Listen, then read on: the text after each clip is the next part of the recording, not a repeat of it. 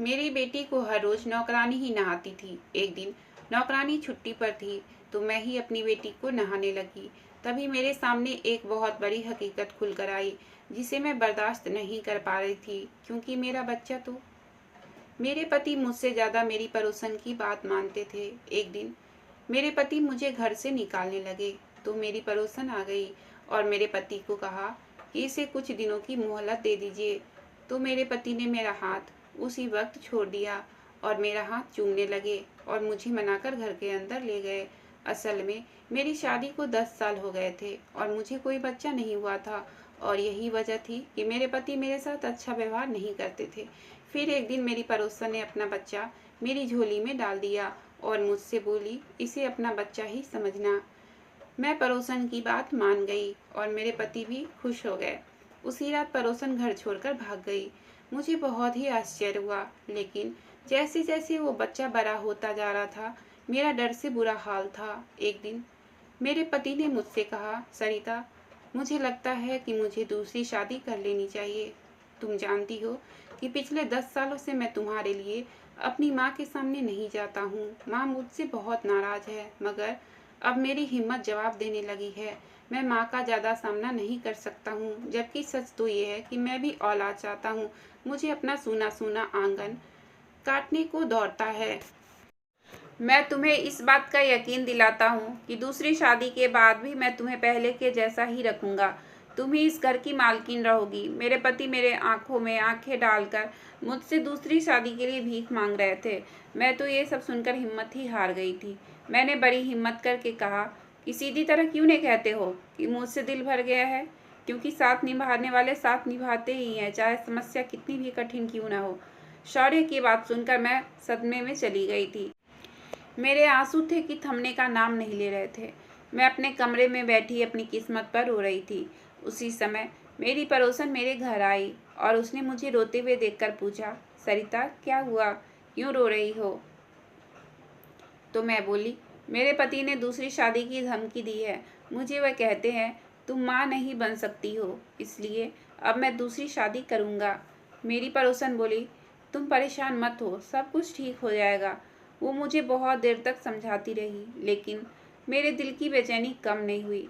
मेरी सास ने मेरे पति को दूसरी शादी करने के लिए इतना परेशान किया कि मेरा पति मुझे उसी दिन घर से बाहर निकालकर तलाक की धमकी देने लगे। लेकिन उसी वक्त मेरी पड़ोसन मेरे घर आई और मेरे पति से कहा कि सरिता को थोड़ा सा समय दे दो। अगर तब भी उसने खुशखबरी नहीं सुनाई तो आप उसे घर से निकाल देना। मेरे पति पड़ोसन की बात सुनकर मुझे घर के अंदर ले आए। मैं बहुत हैरान हुई थी कि शौर्य पड़ोसन की बात कैसे मान लिए। खैर, मैं शौर्य से कुछ नहीं बोली इसके बारे में। 4 दिन बाद मेरी पड़ोसन मेरे घर आई और कहने लगी, सरिता, मुझे हॉस्पिटल लेकर चलो, मुझे डिलीवरी का दर्द हो रहा है। दरअसल मेरी पड़ोसन नेहा कुछ महीने पहले ही हमारे पड़ोस में किराए के घर में रहने आई थी। वो बहुत ही अच्छी और दयालु औरत थी।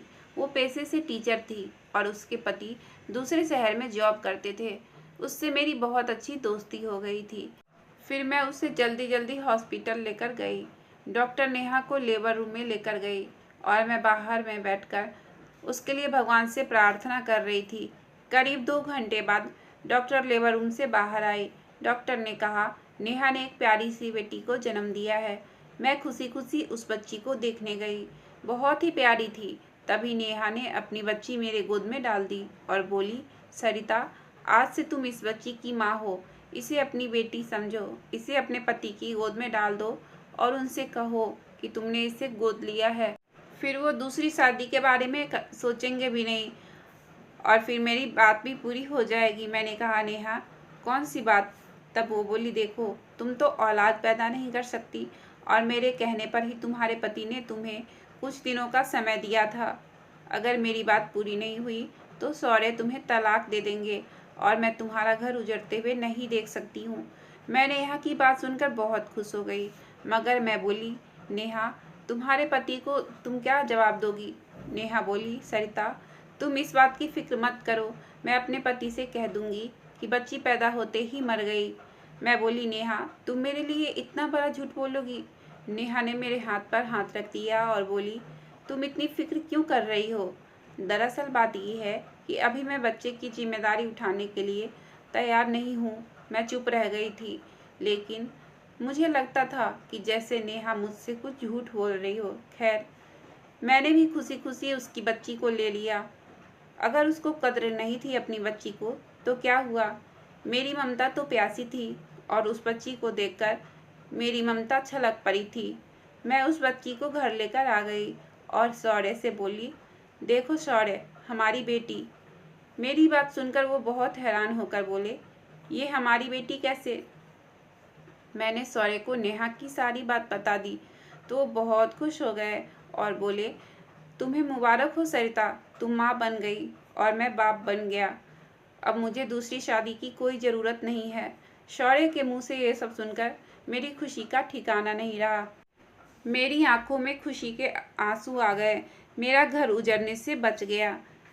मैं उस बच्ची का माथा चूमने लगी। उसकी वजह से मैं अपने पति के साथ रह सकती थी। मैंने उस बच्ची का नाम वैष्णवी रखा। फिर मैं और शौर्य दिन भर वैष्णवी को गोद में खिलाते रहे, लेकिन जैसे ही रात हुई वैष्णवी रोने लगी। मैं कभी उसको दूध पिलाती तो कभी गोद में लेकर घूमती रही। हम दोनों पति पत्नी कोशिश कर रहे थे कि वैष्णवी किसी भी तरह चुप हो जाए। 2-3 घंटे ऐसे ही बीत गए। अब शौर्य बोले, मेरी मानो तो इस बच्ची को अपनी माँ के पास लेकर जाओ। हो सकता है कि ये अपनी माँ के लिए रो रही हो। मैं भी वैष्णवी के रोने से परेशान हो गई थी, इसलिए वैष्णवी को लेकर नेहा के घर चली गई। उसके घर में हर तरफ अंधेरा ही अंधेरा था। मुझे लगा नेहा अपने कमरे में सो रही होगी, इसलिए मैं उसके कमरे का दरवाज़ा मैंने खोला तो नेहा वहाँ नहीं थी। मैंने वॉशरूम में चेक किया तो वहाँ भी नेहा नहीं थी। मैं बहुत हैरान हो रही थी कि नेहा इतनी रात को कहाँ जा सकती है। मैं यही सब सोच सोच कर परेशान हो रही थी। तभी मेरी नज़र एक टेबल पर रखे कागज़ पर पड़ी। मैं जल्दी से उस कागज़ को खोलकर पढ़ने लगी। उसमें लिखा था, प्यारी सरिता, आज मैं तुम्हें अपनी ज़िंदगी का सबसे बड़ा राज बताने जा रही हूँ। दरअसल मेरी बच्ची नाजायज़ है। मेरे पति को तो पता ही नहीं है कि मेरी कोख में कोई बच्चा पल रहा था, क्योंकि वो 2 साल से मेरे पास आए ही नहीं है। बच्ची को देकर मैं तुमसे बहुत दूर जा रही हूँ। मेरी बच्ची जब बड़ी होगी तब तुम्हें बाद में एक और राज भी मालूम हो जाएगा। तब तुम्हें मुझसे बहुत शिकायत होगी, मगर मैं अभी से तुमसे माफ़ी मांग रही हूँ। मुझे माफ़ कर देना। मैं उस खत को पढ़कर बिल्कुल दंग रह गई थी। नेहा शक्ल से तो इतनी शरीफ लगती थी, वो कैसे इतना गलत काम कर सकती थी?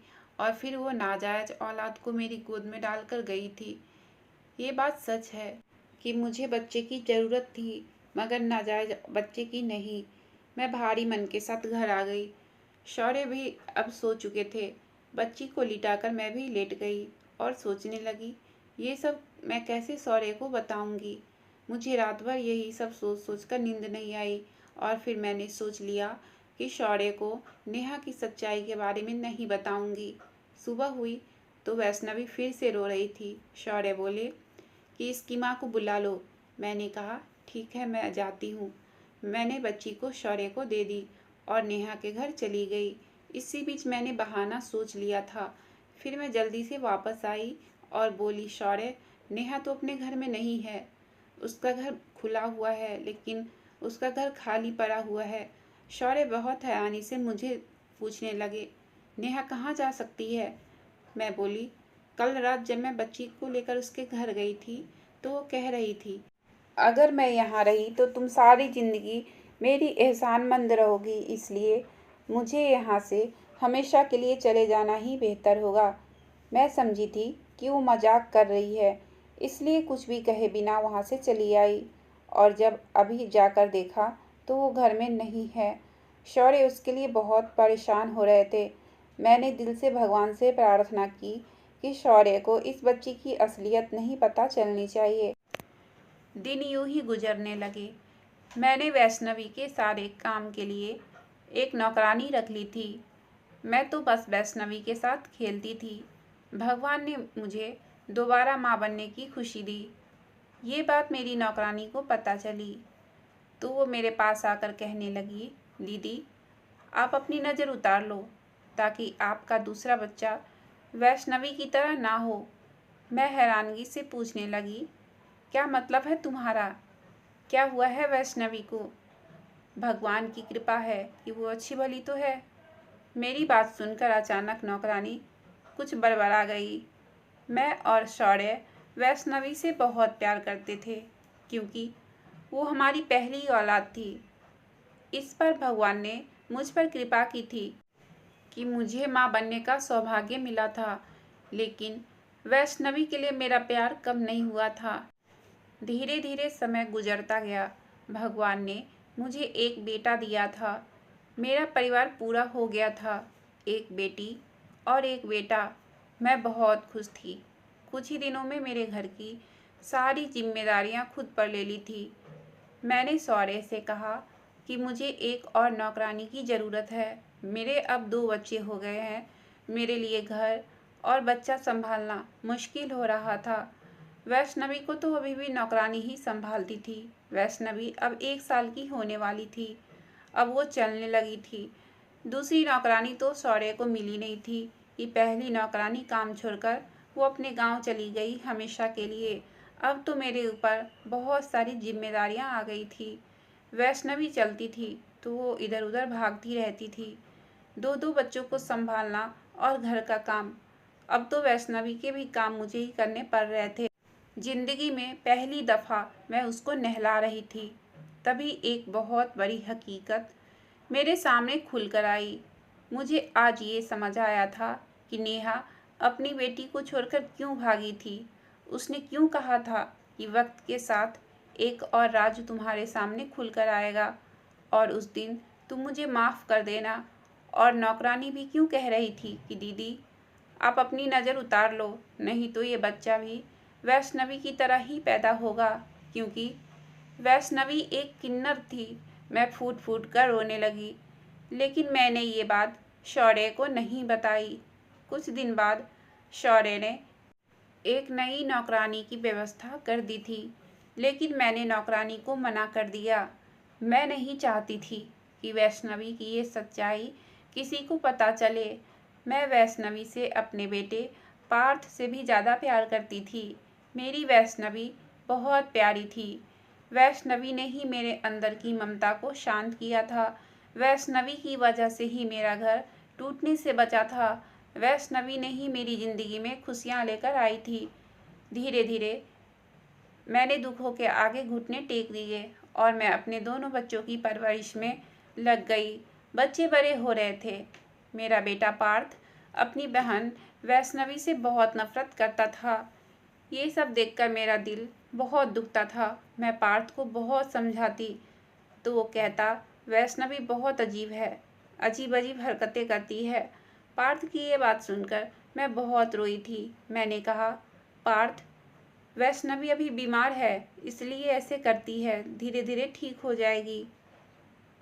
लेकिन पार्थ, तुम मुझसे वादा करो कि तुम अपनी बहन को कभी तंग नहीं करोगे, उसका हमेशा ध्यान रखोगे।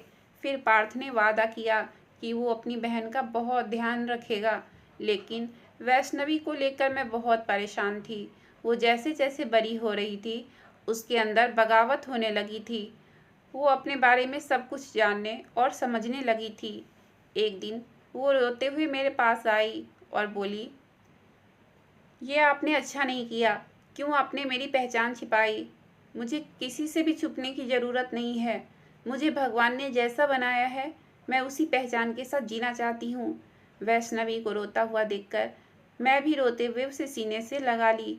ये सारी बातें शौर्य ने सुन ली थी और उन्होंने कहा, ये कौन सी पहचान छुपाने की बात हो रही है और तुम दोनों रो क्यों रही हो? मैं और वैष्णवी चुपचाप एक दूसरे का चेहरा देख रहे थे। तभी वैष्णवी ने कहा, पापा, मैं किन्नर हूँ। शौर्य ने उसे मारने के लिए हाथ उठाकर कहने लगे, इसका मतलब ही पता है तुम्हें? मैंने शौर्य का हाथ पकड़ लिया और कहा, हाँ शौर्य, हमारी वैष्णवी किन्नर है। ये सुनकर शौर्य जमीन पर बैठ गए और थोड़ी देर के लिए शांत हो गए। थोड़ी देर बाद वैष्णवी बोली, पापा, जब भगवान ने ऐसा बनाया है तो मुझे इस बात पर कोई शर्म नहीं आती है।